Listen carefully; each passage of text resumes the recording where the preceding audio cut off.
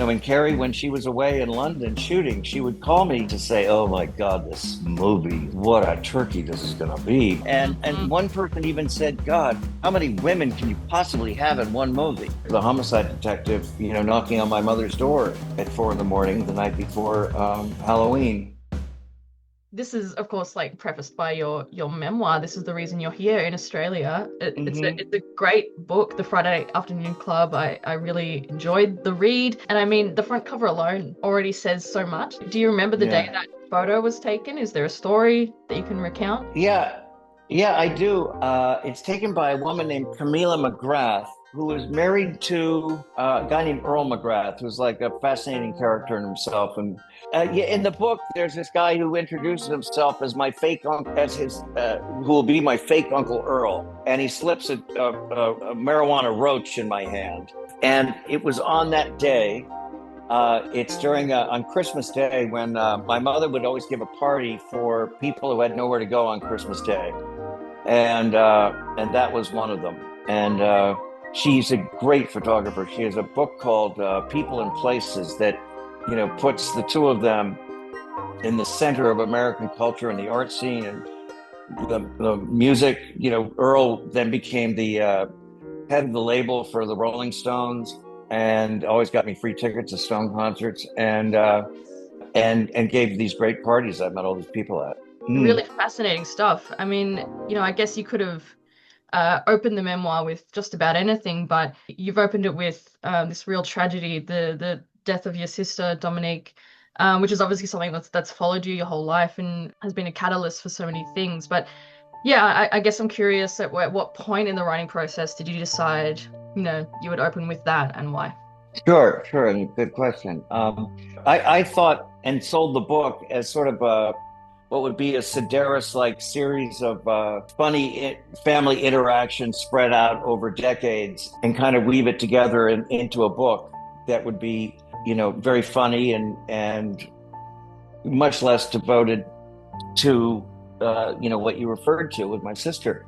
But I decided my editor said, "Well, why don't you try writing it chronologically?" And so that led me to think, well, if I'm writing chronologically, I've got to write about my great grandparents from the Mexican side on my mother's and the Irish Catholic on my father's. So I went back a couple, 150 years or so, and then worked my way through, and it was a joy just to bring everyone kind of back to life, imagining my parents meeting and their courtship and what they when I was born and when Dominique came home from the hospital, and I'm plugging along and I'm getting closer and closer to what felt like a dark tunnel that I'm going to have to go into if I'm going to just keep writing chronologically. And then when I got to that point, of the homicide detective, knocking on my mother's door at 4 in the morning the night before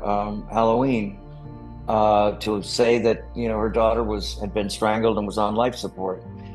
Um, I kept on going, but I realized that much like my life, there was my life before October 30th, 1982, and then my life afterwards. And as I, wrote about her being on life support and then being taken off, and then the trial that ensued, and the disgraceful kind of sentencing and the way we were treated in the courtroom and the media attention, I felt different writing it.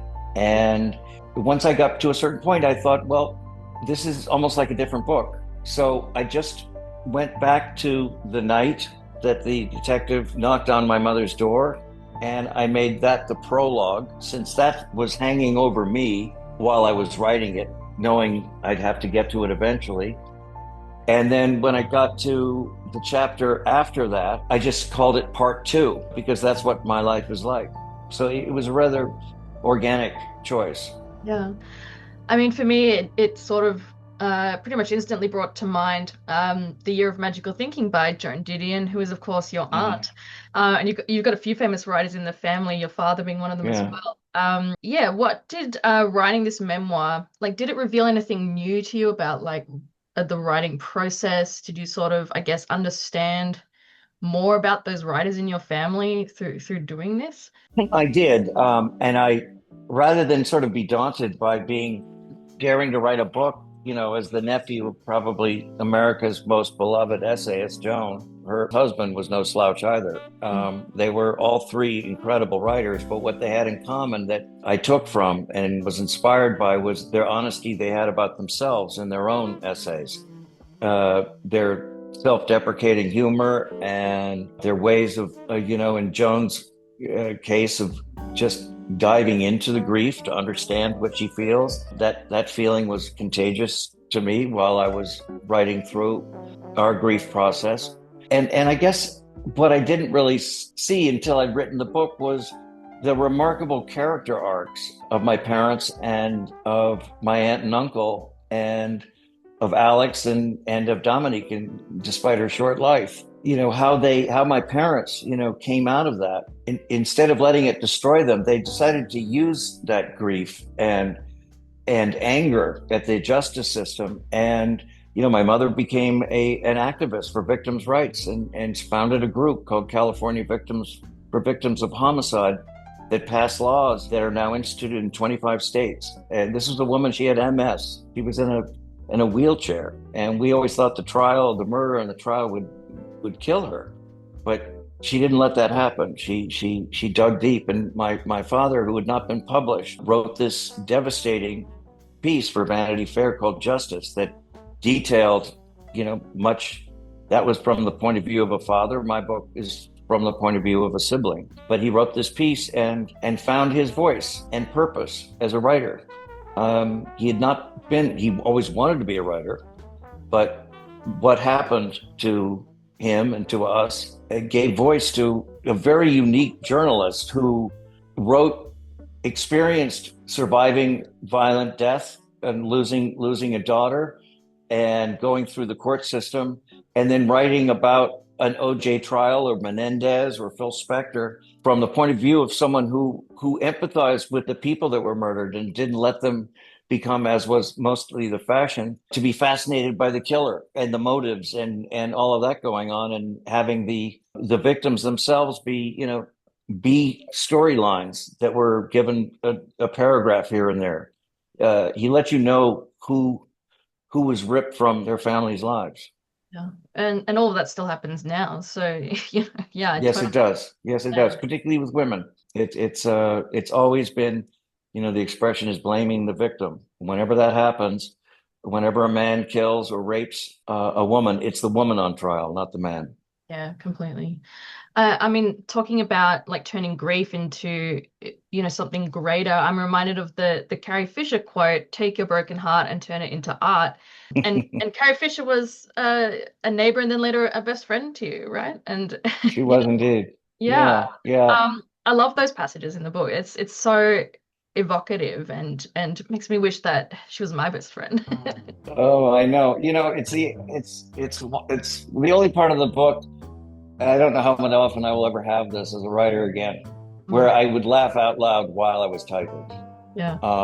She just was so clear to me, conjuring her presence again, and all the lines that came out of her mouth. It's really been kind of great too. With she had very close friends beside me who knew her just as well, and oftentimes for long.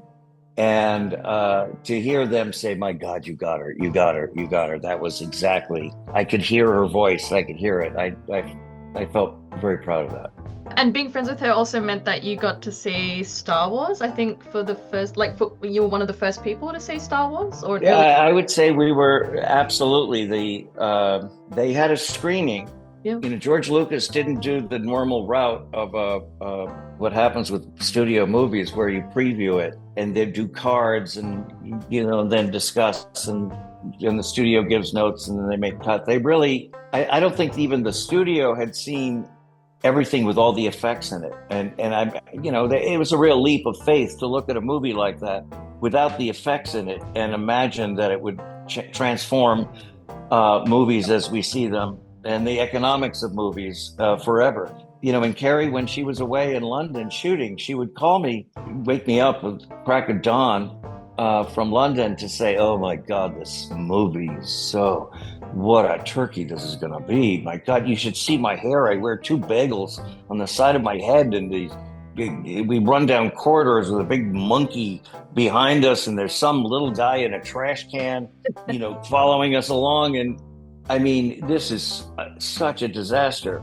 And so we went for the screening at the Ziegfeld Theater, which is our biggest theater in New York. And as happens, particularly in science fiction sort of communities, they almost hear through their tinfoil hats, like, "Go to the Ziegfeld, go to the." So it was packed with people, even though no one had ever heard of this movie. Yeah. And we sat in the back, and it was unbelievable from the moment the crawl happened.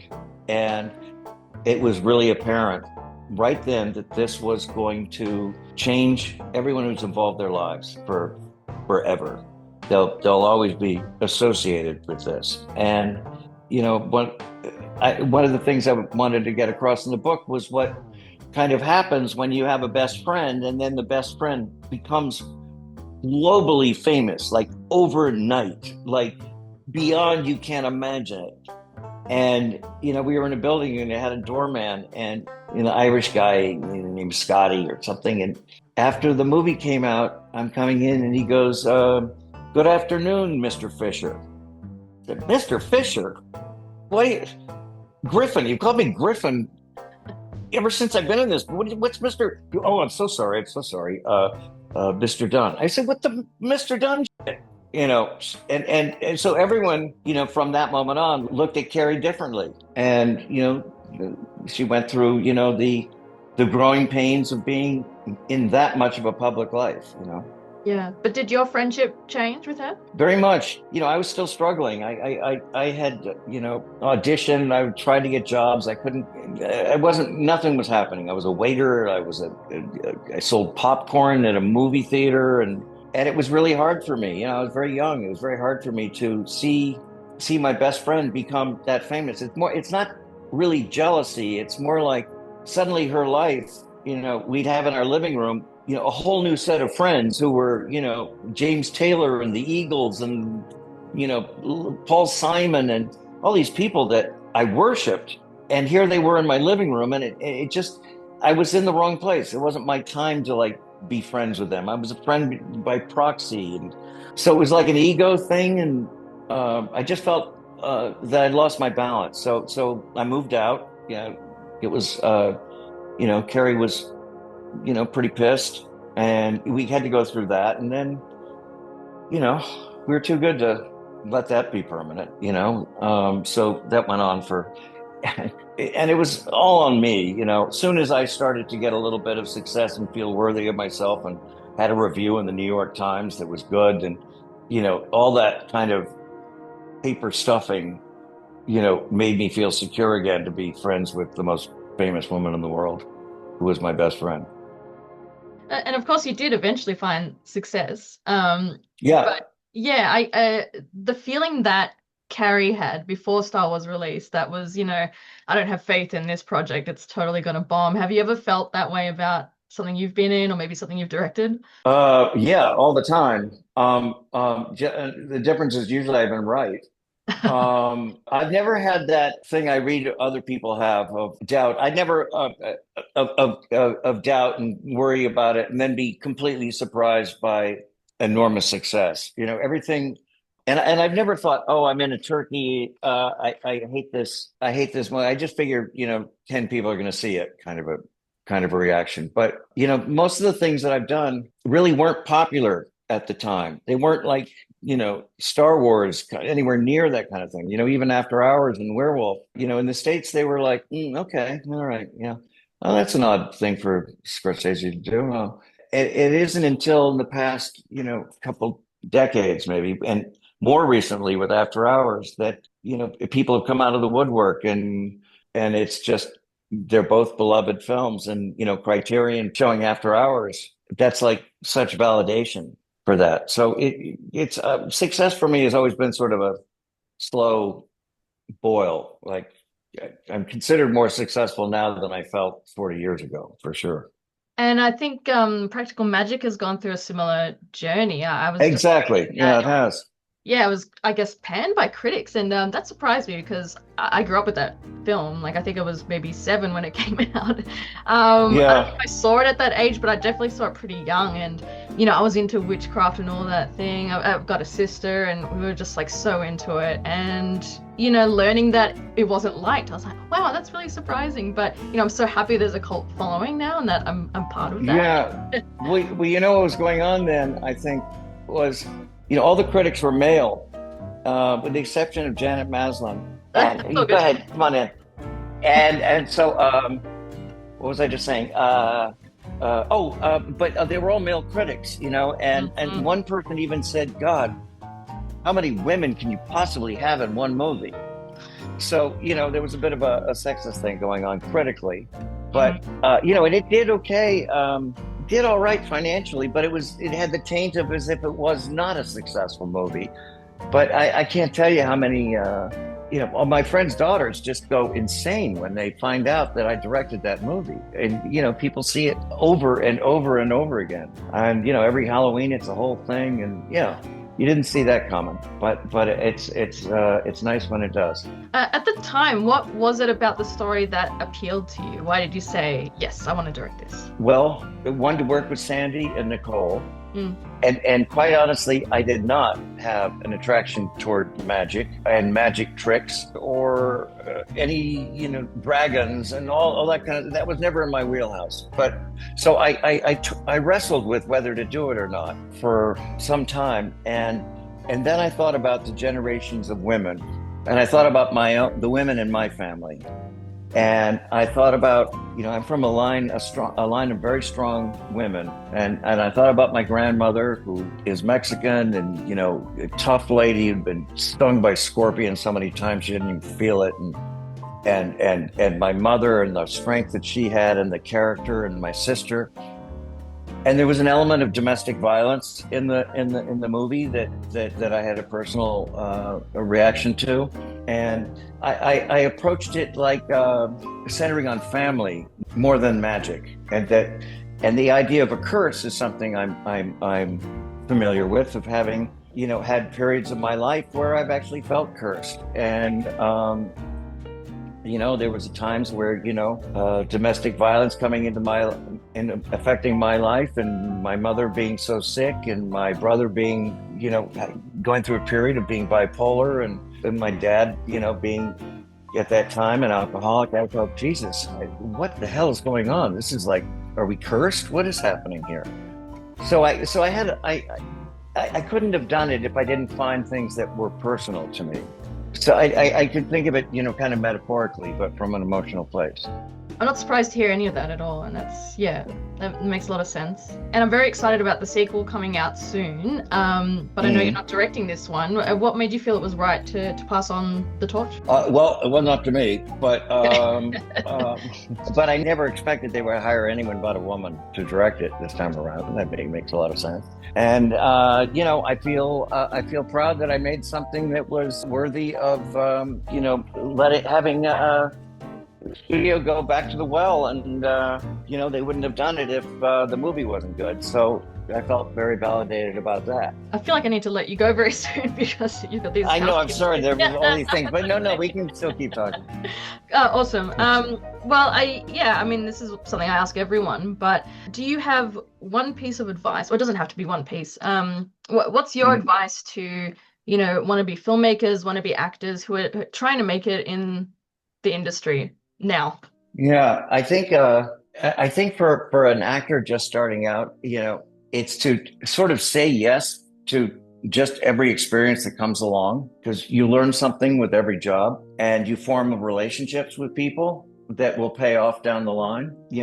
So many people think, oh, when they're young, oh, well, the script is really terrible and it's kind of tacky, and it's as if the world is going to look at it and say, oh my God, I can't believe this unknown actor did something so stupid. Nobody's thinking about you. You're only thinking about yourself. You kind of have to get out of your head. And, for directing, you just got to figure out how nobody's going to give you a movie if you haven't done anything.